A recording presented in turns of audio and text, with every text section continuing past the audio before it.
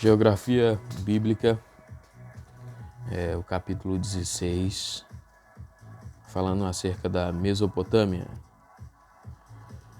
Com o nome Mesopotâmia se descreve a mais antiga região da Terra, o berço real da civilização. É um lugar profundamente sagrado e relembra os episódios grandiosos alinhados na Bíblia, apontados na história e vividos por gerações sucessivas.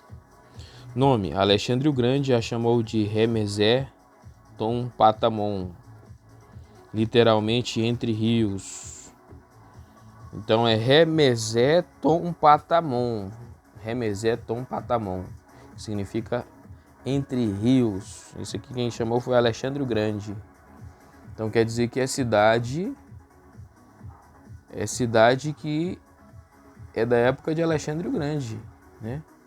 Então não acabou não. A pessoa falar que as terras da Bíblia não existem, né? É pessoa equivocada, é pessoa que não estuda geografia bíblica, né? E nem história. Que Alexandre o Grande a chamou de Remesé-Tom Patamon, literalmente entre rios. Então, Mesopotâmia era conhecido até de Alexandre o Grande, né? Referiu-se à faixa de terra compreendida entre os rios Tigre e Eufrates. As designações acadianas do primeiro e do segundo milênio a.C.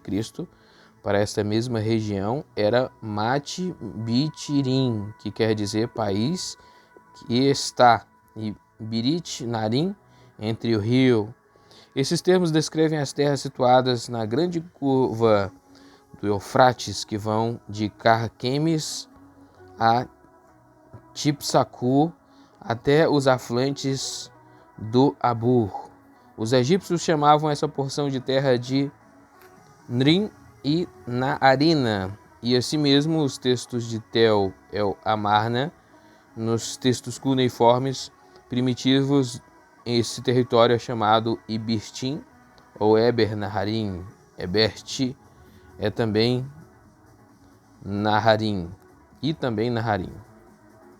Então quer dizer, olha, os egípcios conheciam esse lugar, né?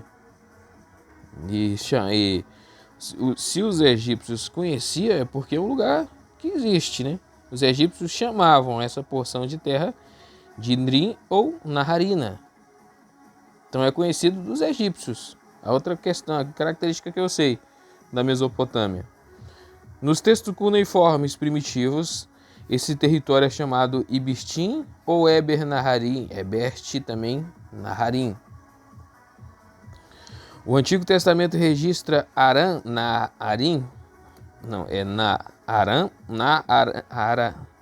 que nome difícil, Aram Naaraim, não é Narim não, Naaraim, que é 2A, né, Naaraim, designando não somente as terras compreendidas entre o Tigre e o Eufrates, mas incluindo alguns países vizinhos da margem ocidental, especificamente no Eufrates. A palavra Mesopotâmia aparece 5 vezes no Antigo Testamento, e aí vai ter as passagens. Você pode ir lá que está lá o nome Mesopotâmia. As passagens. Então, fulano de tal viajou para a Mesopotâmia.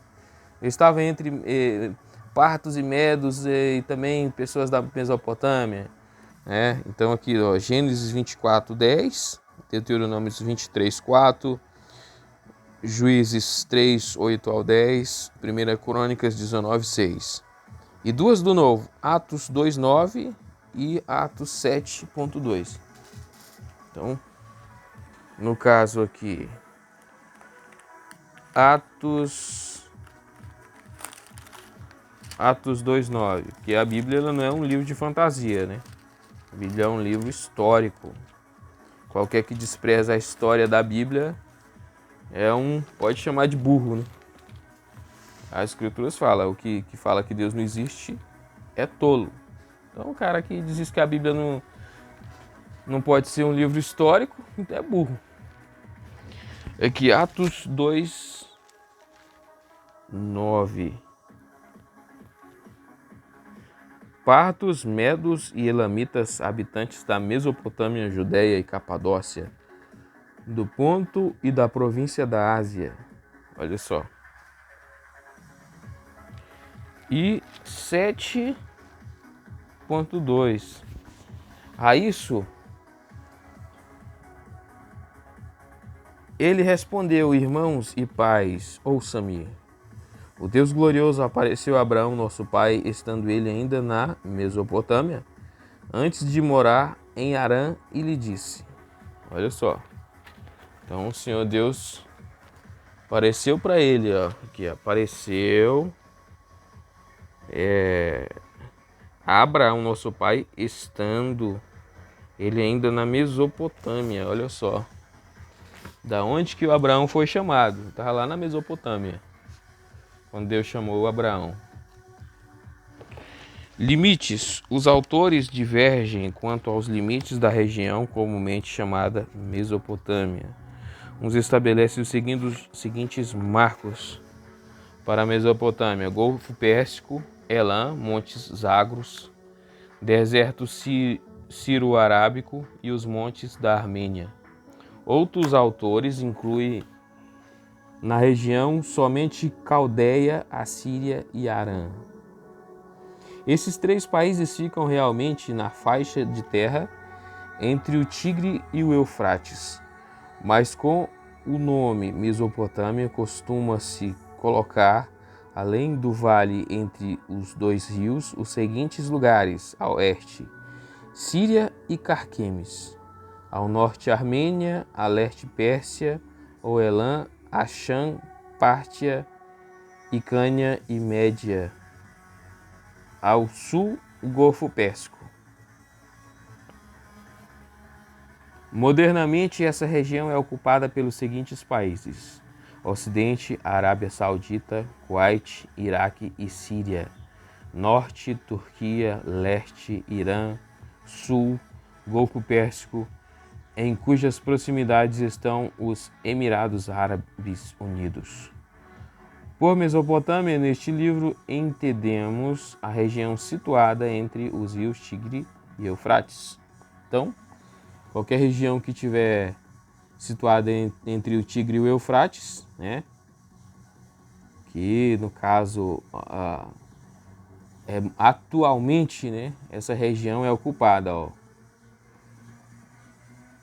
É ocupada pelo Ocidente, Arábia Saudita, Kuwait, Iraque e Síria; Norte, Turquia; Leste, Irã; Sul, Golfo Pérsico, em cujas proximidades estão os Emirados Árabes Unidos. Arábia Saudita, Kuwait, Iraque, Síria, Turquia, Irã, Golfo Pérsico, em cujas proximidades estão os Emirados Árabes. Então é o que Árabes Unidos. Então é o que está situado lá na atualidade, né? Limites da Bíblia. A Bíblia em Gênesis 2 não chama a região que estamos aqui considerando de Mesopotâmia, mas de Jardim do Éden. Jardim do Éden. E assim o descreve dos versículos 7 ao 14. Então formou o Senhor Deus ao homem do pó da terra e lhe soprou nas narinas o fôlego de vida.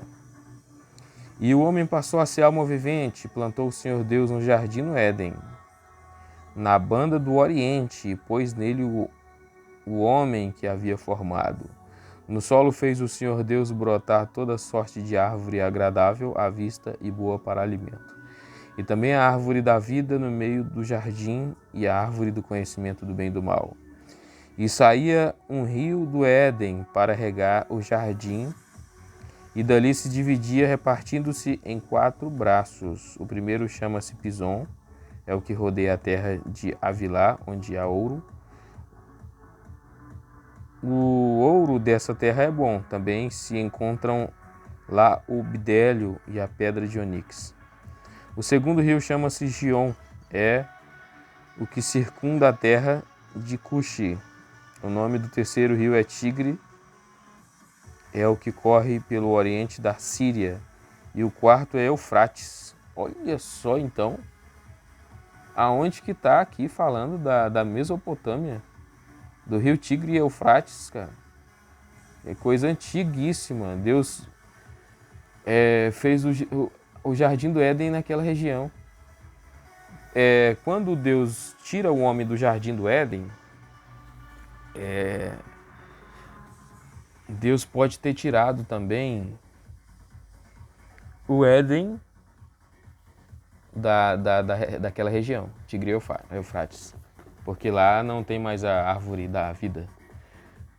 Não existe mais essa árvore. Então quer dizer, a Bíblia em Gênesis 2 não chama a região que estamos aqui considerando de Mesopotâmia, mas de Jardim do Éden, olha só. Então, a Mesopotâmia que a gente conhece hoje era o Jardim do Éden, cara. Isso é incrível, maravilhoso. Maravilhoso, é uma coisa que eu nunca sabia na vida. Que o Jardim do Éden e Mesopotâmia é a mesma coisa, é o mesmo lugar. Incrível, incrível isso aí. A Bíblia descreve o Jardim do Éden como uma unidade territorial. O rio que limita o jardim nos 4 lados era um que se dividia entre 4 braços. Gênesis 2:10. Através dos séculos e ainda hoje, houve uma tendência de situar os 4 braços do rio do Éden mais ou menos assim: Tigre e Eufrates, onde hoje se encontra o Pison, seria o Indo, e o Gion, o Nilo. Trata-se de uma aberração geográfica que não resiste à prova dos fatos. Estudemos cada um destes rios. Olha só, já tem uma aberração aqui, tem um erro aqui, né? Aberração geográfica. Através dos séculos e ainda hoje, houve uma tendência de situar os 4 braços do rio do Éden, mais ou menos assim, Tigre e Eufrates, onde hoje se encontra o Pison, seria o Indo, e o Gion, o Nilo. Trata-se de uma aberração geográfica que não resiste à prova dos fatos. Estudemos cada um dos rios. Pison. A Septuaginta, ou versão dos 70, registra Pison, um dos 4 braços do rio que saía do paraíso. Gênesis 2:11. Flávio Joséfo o identifica com o rio Indo. Modernamente atribui-se o rio Eufrates, hoje conhecido como Rione, que nasce nos montes Ararat e desemboca no Mar Negro. Neste caso, a terra de Avilá seria a Cólquida de nossos dias, situada nas proximidades do Mar Negro. O Indo seria impossível, pois está a centenas de quilômetros do famoso vale da Mesopotâmia. Avilá era riquíssima em metais preciosos. O Gion. No hebraico lê-se Gio, tipo Gil com W, né? O W funcionando como Vav ou como O no caso aqui. Então no hebraico seria Gil, que significa brotar ou fazer erupção. No grego, Geon. É o segundo braço do rio que saía do Éden. Gênesis 2:13 diz que o Gion circunda a terra de Cuxi. A Septuaginta e Flávio Joséfo o identificam com o Sior, de Jeremias 2:18, que não é outro senão o Nilo. Eclesiástico, um apócrifo do Antigo Testamento, também apoia essa versão. Tá vendo? Gior também como Sior, né? Então aí em Jeremias 2:18, que não é outro senão Nilo. Então é um lugar que vai ter vários nomes, mas o Nilo está demasiadamente longe do vale da Mesopotâmia. O X do problema, com respeito à localização do Gion, é esta afirmação bíblica: rodeia a terra de Cuxi. O reverendo Álvaro Reis diz que foi descoberta uma cerâmica escrita em cuneiforme em que aparece uma terra de Cuxi, na Capadócia, portanto na Ásia Menor e não na África. Tá vendo? Na Ásia Menor e não na África. Então, quando a teologia negra vai falar que tudo está na África, existe até a teologia brasileira também, que fala que tudo está no Brasil. Né? Tudo está no Brasil. Tudo, tudo, tudo. Os índios eram os hebraicos, os judeus verdadeiros e toda essa palhaçada aí. Álvaro Reis lembra ainda a duplicidade de alguns nomes ao longo da história e passa a citar os Muzri do Obelisco Preto, uma tribo localizada ao norte da Síria, e os Muzri do Egito, Macã e Melucar na Babilônia e distritos com o mesmo nome no Egito. Assim temos Cuxi na África e na Ásia. A Enciclopédia da Bíblia declara, no caso a Enciclopédia della Bíblia declara, a terra de Cuxi, aceita como idêntica ao assírio Cassu, designa os casitas habitantes da região setentrional da Arábia, e o Gion de Gênesis 2:13 não é outro senão Geium El-Has, que desemboca no Mar Cáspio. Outro nome é o do rio Uku, no moderno Erca, que atravessa a terra dos casitas. Terence Mitchell, do Museu Britânico, afirma: é mais provável que Cuxi, nesse caso, se refira à área leste da Mesopotâmia, de onde os cassitas desceram posteriormente. Nesse caso, algum rio que desce das montanhas orientais, talvez o Diyala ou o Kerk, talvez seja aquele que a Bíblia chama de Gion. Então, só para não esquecer,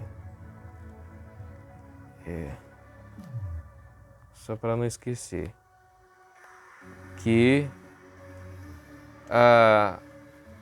as terras da Bíblia, o rio Tigre e o Eufrates, não está no Brasil e nem na África, né? Só para não esquecer, para as falsas teologias aí, teologia negra e a teologia brasileira, né? Para essas falsas teologias aí, ó, que tá falando aqui, ó, modernamente essa região é ocupada pelos seguintes países: Ocidente, no Ocidente, Arábia Saudita, Kuwait, Iraque e Síria; no Norte, Turquia; no Leste, Irã; no Sul, Golfo Pérsico. E pronto, é isso que é essas regiões aí que estão ocupando o rio Tigre, né, as proximidades do rio Tigre e o Eufrates.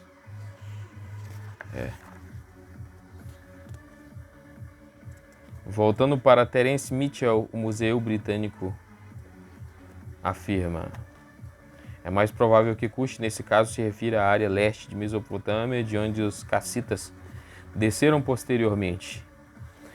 É fato que o dilúvio veio e alterou profundamente os acidentes geográficos, mas não é menos verdade que não modificou a posição do Tigre e Eufrates. Entendemos assim que não deve ter alterado grandemente a dos rios Pison e Gion. Quanto ao Pison, a Bíblia afirma que este rodeia a terra de Avilar, e ao Gion, que circula a terra de Cuxi, circunda a terra de Cuxi. Rodear e circundar exigem um decurso maior, sinuoso, abrindo-se para uma área imensa. A respeito do Tigre, a Bíblia diz apenas corre, e para o Eufrates nenhum verbo. Tigre, o hebraico Grafa e Dekel, o aramaico Diglat, o assírio Diglat ou Idiglat, o persa Tigrá, o árabe Diglá, o grego Tigris, a vulgata Tigris. Aparece na Bíblia apenas 2 vezes, em Gênesis 2:14 e Daniel 10:4. Um dos mais importantes e famosos rios do Oriente Próximo. Nasce na Armênia, a nordeste de Diyarbakir, banha o Kurdistão turco e todo o vale da Mesopotâmia. Une-se ao norte de Basora com o Eufrates, que corre ao ocidente do vale. A junção dos rios forma o Sat El Arabi, que vai terminar no Golfo Pérsico. Seu curso, segundo a Larousse du 20 siècle, é de 1950 km.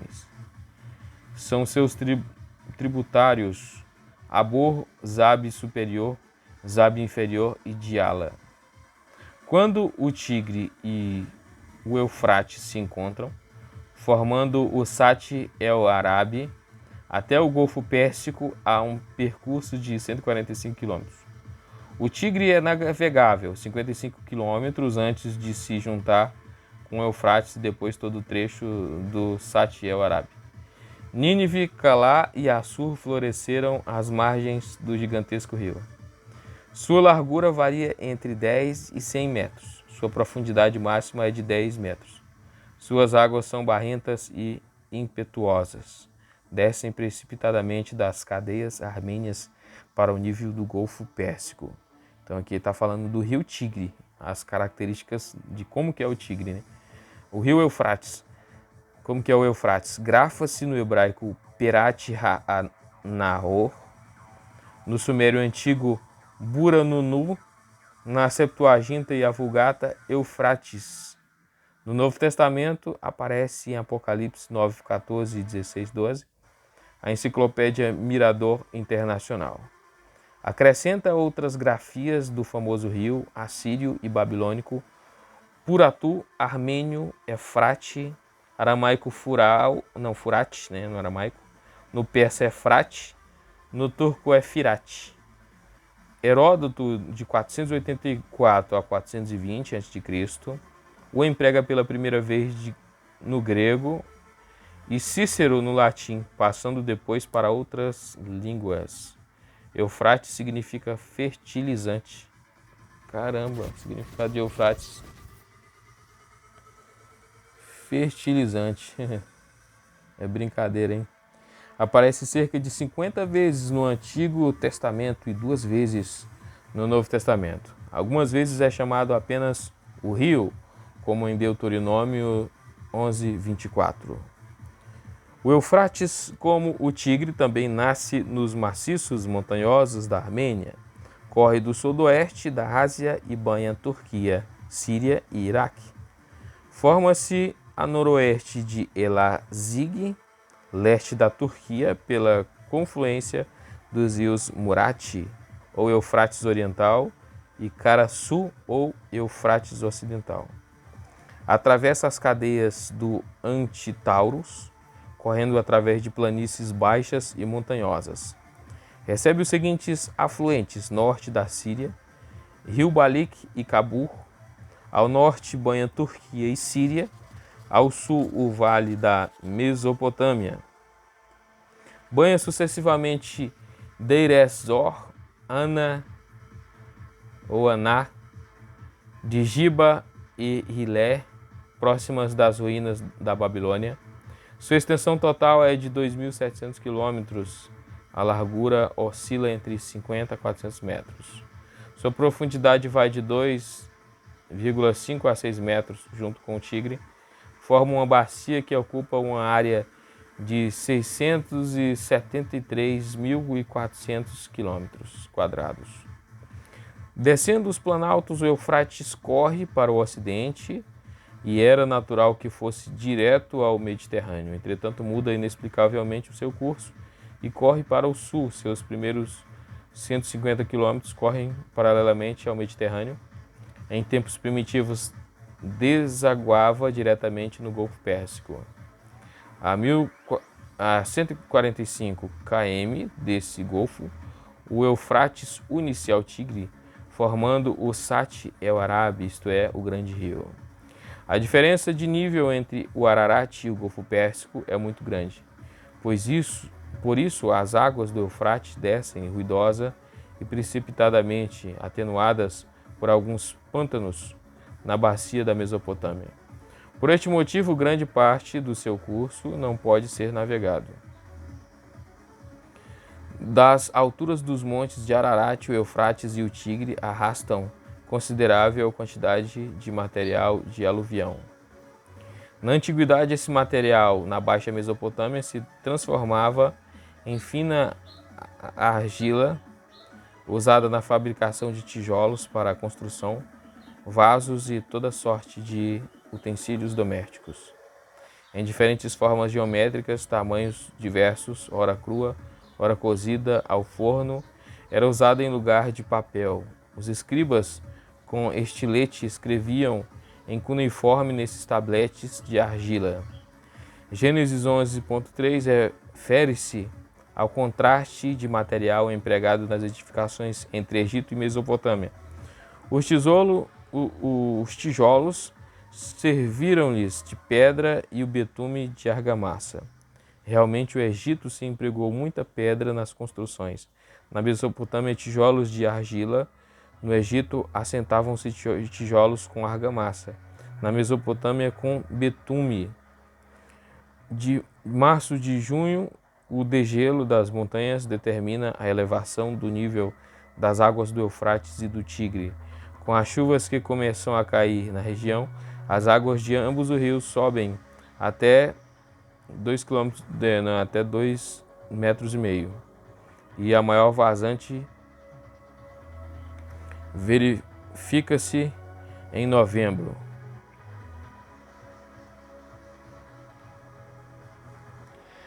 No tempo de Abraão, o Golfo Pérsico ocupava alguns quilômetros a mais do sul da Mesopotâmia. Calcula-se que o material de aluvião trazido pelos dois rios é cerca de 27 metros por ano. Em 5.500 anos, este material empurrou as águas do Golfo nada menos de 150 km. James McSick Adams declara o seguinte sobre esse depósito de argila. Os depósitos referidos podem ser descobertos em direção do norte, até a Ava sobre o Eufrates e o Samará sobre o Tigre. Calcula-se que o material antigo ficava nas proximidades de Eridu, Ur e Larsa, cidades do interior, em 160 a 240 quilômetros distantes. Se a determinação desse litoral for exata, então, no tempo de Abraão, a cidade de Ur dos Caldeus provavelmente era ponto de mar, e a aceitação do antigo litoral igualmente confirma a conclusão geológica que em áreas remotas o Tigre e o Eufrates desaguavam separadamente no Golfo mais de 160 quilômetros acima da Barra. Os especialistas não são unânimes em aceitar essa hipótese. A Enciclopédia de la Bíblia, por exemplo, discordando de Adams, afirma a teoria segundo a qual o Golfo Pérsico se estendia em outros tempos até Ur, Eridu e Larsa, até atualmente desautorizada. Em lugar de retroceder, o mar parece ter avançado. Depois de examinar os prós e os contras em autores abalizados, ficamos com Adams, que representa o peso da erudição evangélica conservadora. A erudição romanista segue a tese da Enciclopédia de la Bíblia. Divisões da Mesopotâmia.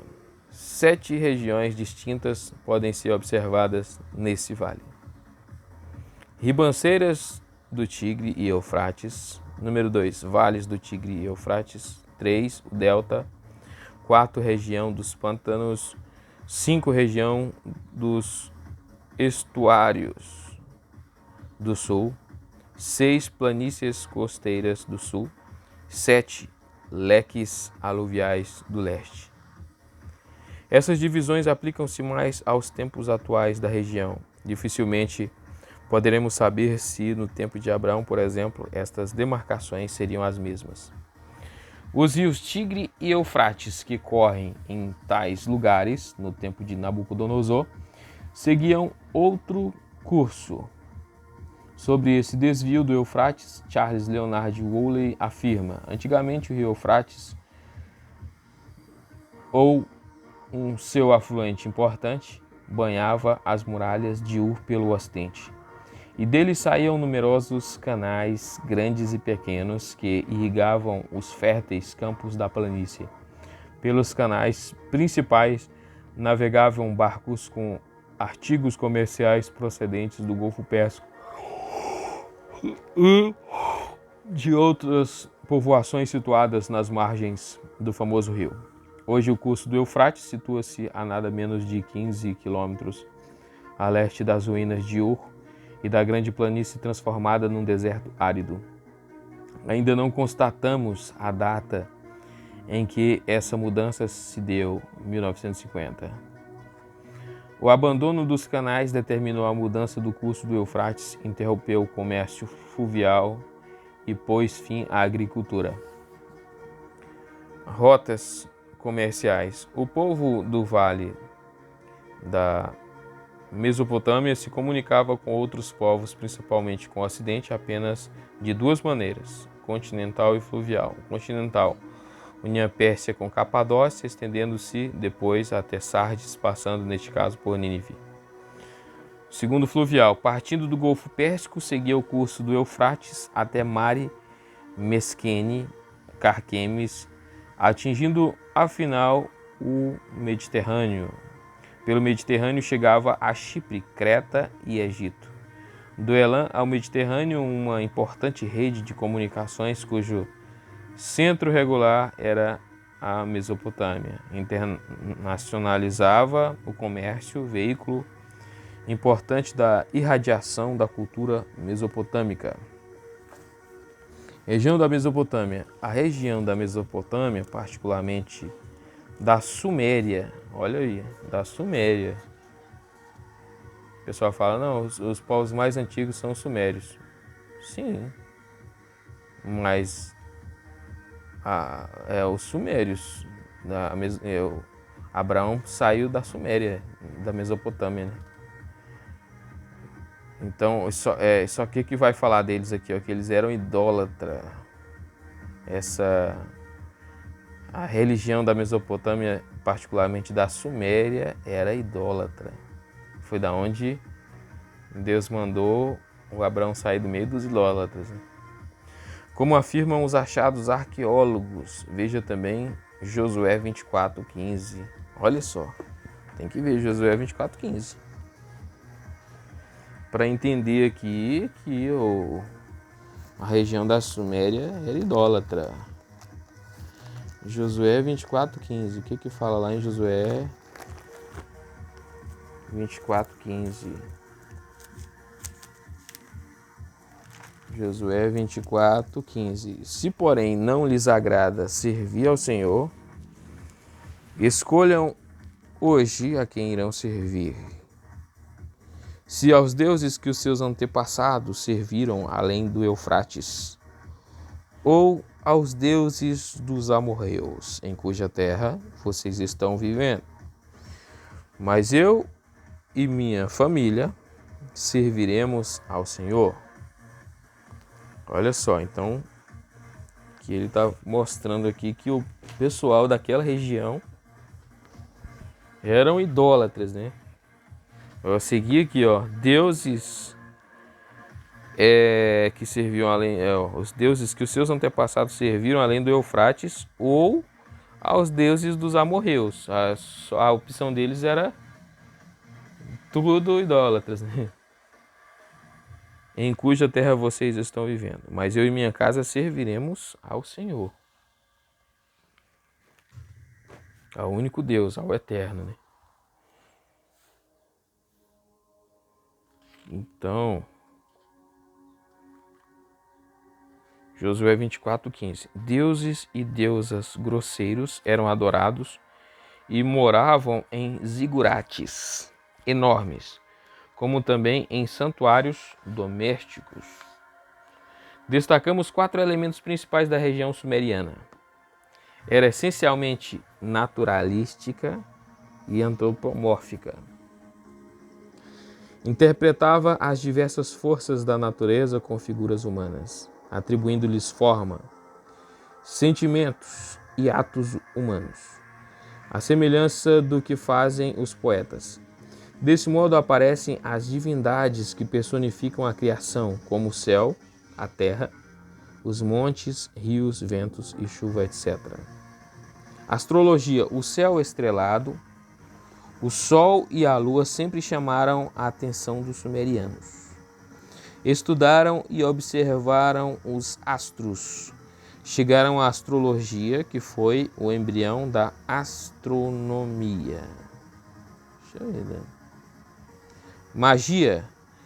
Parece-me que a magia, como forma de culto aos ídolos e como pseudociência, nasceu no vale da Mesopotâmia.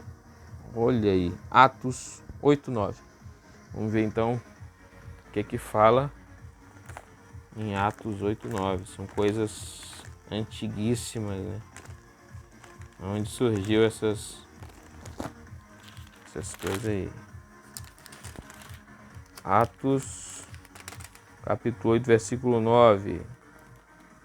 Um homem chamado Simão vinha praticando feitiçaria durante algum tempo naquela cidade, impressionando todo o povo de Samaria. Ele se dizia muito importante. Então, estava na Samaria, né? 9 ao 11, né? Ao 11. E todo o povo, do mais simples ao mais rico, dava-lhe atenção e exclamava: este homem é o poder divino, conhecido como grande poder. Eles o seguiam, pois ele os havia iludido com a sua mágica durante muito tempo. Então, Atos 19 e 19 também. Vamos ver o que tem lá em Atos 19, 19. Atos 19, 19. Grande número dos que tinham praticado ocultismo reuniram seus livros e os queimaram publicamente. Calculado o valor total, este chegou a 50.000 dracmas. Aí é em Atos 19, 19. E se estendeu para o Egito e o mundo todo. E condenada pela Bíblia, Deuteronômio 18, 11. Então vamos ver lá o que fala Deuteronômio 18, 11. Que esse povo aí da bruxaria é condenado. Deuteronômios. Depois de números, Deuteronômio. Deuteronômio 18, 11. O que fala aqui em Deuteronômio 18, 11? 18, 11. Ou faça encantamentos que seja médium, consulte os espíritos ou consulte os mortos. O Senhor tem repugnância por quem pratica essas coisas.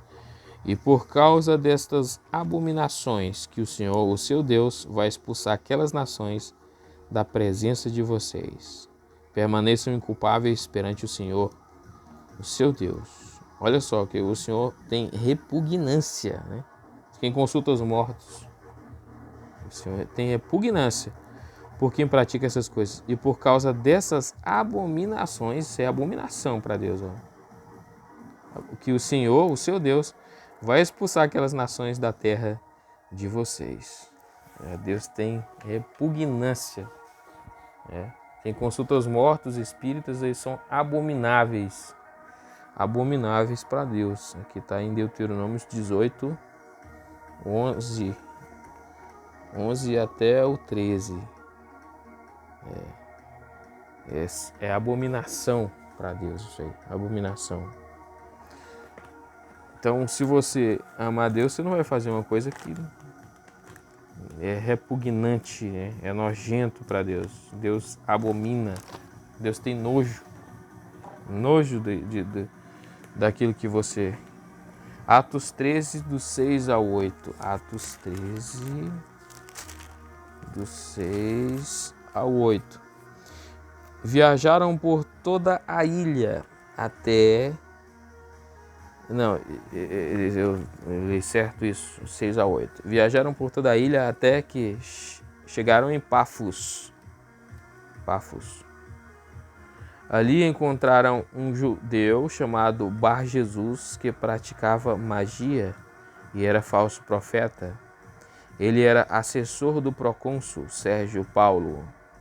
O procônsul, sendo homem culto, mandou chamar Barnabé e Saulo porque queria ouvir a palavra de Deus. Mas Elima o mágico, esse é o significado do seu nome. Pôs-se a eles e tentava desviar da fé o procônsul. Olha só. Queria fazer com que o cara desviasse da fé, né? Cidades e estados.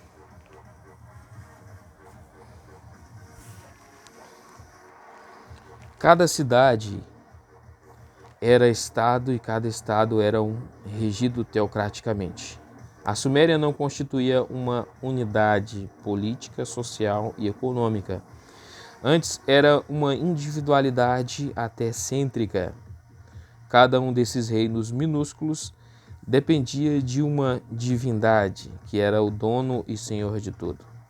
Algumas divindades exerciam influência além das fronteiras da cidade. Os sumérios dividiam o cosmo, terra e céu, em três partes. Primeiro, o céu, sede do domínio de An, Deus Supremo, Pai dos deuses e o grande Criador. Sua responsabilidade principal era traçar o destino dos astros, dos homens, dos animais, de todos. An apoderou-se da deusa Iana.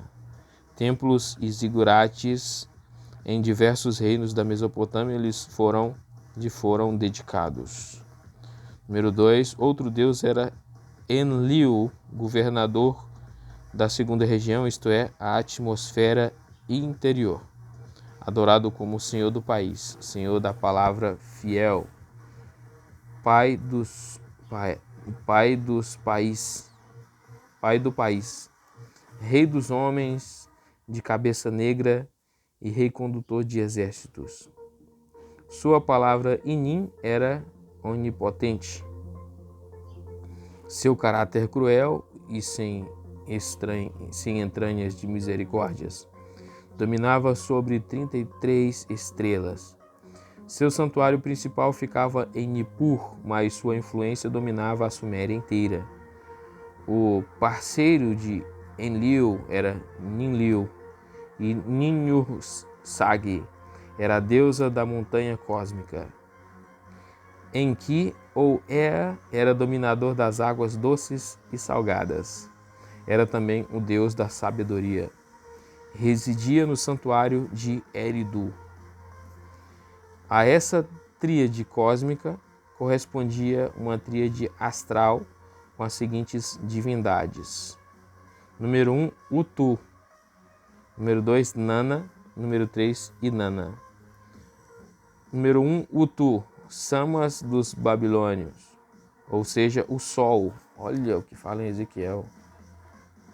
Sol, o herói que, girando, ia do céu ao inferno, dava vida e calor a tudo, venerando em Larsa. 2, Nana, Sim dos babilônicos, ou seja, a lua. Puxa, sim no inglês é pecado, né? Sim dos babilônios, no caso, vai significar lua. Era pai de Utu. Governava a noite e era o responsável pelas estações do ano e pelo calendário. Habitava o santuário de Ur. Número 3, Inanna, conhecida como esposa de um deus indeterminado.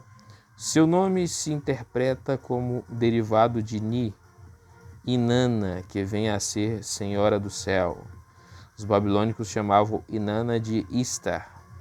Os palestinos de Astarte, deusa do amor e da fecundidade. Tamuz foi amante de Inanna. Cada cidade da Mesopotâmia tinha sua divindade. As principais eram: número 1, Ninjirzu, filho de Enlil, o deus da cidade de Lagas e da Girzo. Número 2, Gatumdug, também de Lagas, era adorado como a deusa mãe da cidade. 3, Zabara, deusa da cidade de Quis. Em cada cidade, o deus principalmente estava rodeado de uma corte de pequenas divindades, agrupadas por laços de família e de numerosa parentela. Os textos de Gudea alinham 25 divindades. Em Ur 3, mais de 600 divindades foram catalogadas. Além disso, existem os heróis contados em grandes poemas, como o de Gilgamesh. Os deuses mesopotâmicos com nomes diferentes foram transportados para a Palestina. Werner Keller descreve com precisão a importância desses deuses na vida e na formação moral do cananeu e sua nefasta influência sobre Israel. Era realmente um culto sedutor pelos atos libidinosos que se praticavam debaixo de frondosos arvoredos. Prostituição cultural, grosseira e perigosa. A Mesopotâmia, desde o alvorecer de sua civilização, foi contaminada pela idolatria. Quadro histórico-cronológico da Mesopotâmia. Então, a característica que marca, de fato, justamente, né, esse paganismo aí tem a ver com prostituição também, né?